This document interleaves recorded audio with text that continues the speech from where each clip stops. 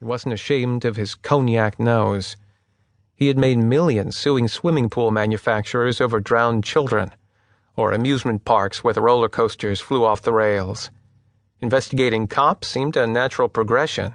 When Schaefer found a big case, he could kick it back to his law firm. There was big money in corruption nowadays.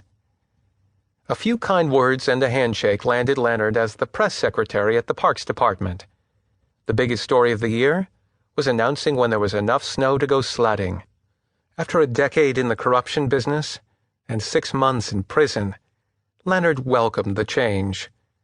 Every couple of days he would tout a newly opened dog run, a freshly graded softball field, or a repaved playground. He pushed soft and pleasant stories that were barely newsworthy, and didn't even call in to complain if the papers didn't run them. But every now and then there was a real bit of crime, a body dumped in Great Kills, a drowning at Orchard Beach, a rape in Flushing Meadows. Nothing like 20 years ago, of course. Nothing like the Central Park jogger, Wildings, or the screaming headlines of the early 90s. Still, he always picked up his step on the nights he hit a crime scene. Nights like tonight.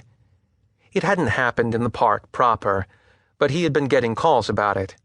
A construction accident on Ocean and Flatbush, at the latest condo building going in on top of the subway station. Park views, wolf ranges, sub-zero refrigerators, the works. A crane had split in half, dragging a skywalker to his death, and leaving 2 injured on the ground. The police had the block cordoned off all day. Leonard had referred the papers to the NYPD spokesman, but knew his commissioner would want to make a statement tomorrow. And it was an easy layover. 3 blocks from his house. There was nothing like getting on the scene and taking the word directly from the investigators. The rumor was that there was going to be trouble for the Department of Buildings. The crane had passed its latest inspection 2 weeks ago. That meant the inspector had missed something, or someone had tampered with the crane, or the inspection had never really been done at all. Given the reputation for corruption at the Department of Buildings, the last option was most likely. Leonard knew from his time at DMAC how often inspectors filled in paperwork, affirming the safety of scaffolds and cranes and windowsills they had never looked at. It was a lot of work, running around from construction site to construction site. Much easier to kick back and take a long lunch at a local bar.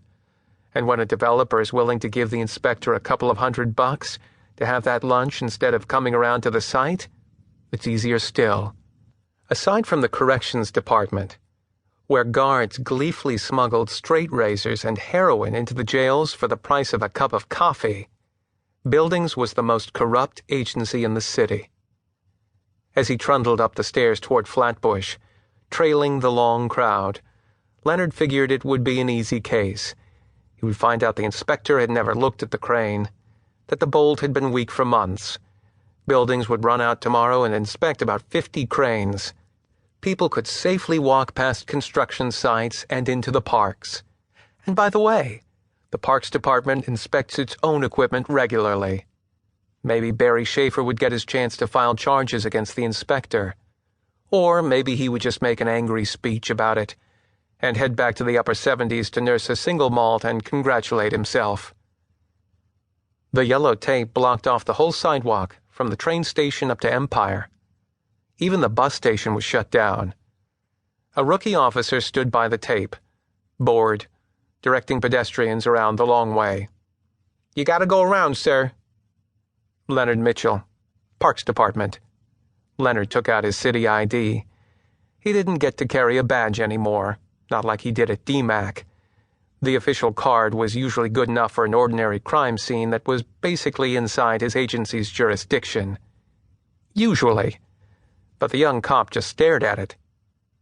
"Parks Department? I need information so my commissioner can make a statement." "The park is across the street."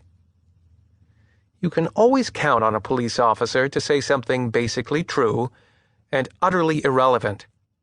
Leonard slowly simmered, ready to tell the cadet just how much he outranked him, when he saw a heavy man with a wide, red face and a mismatched suit watching him. The man stepped away from the crowd of officers.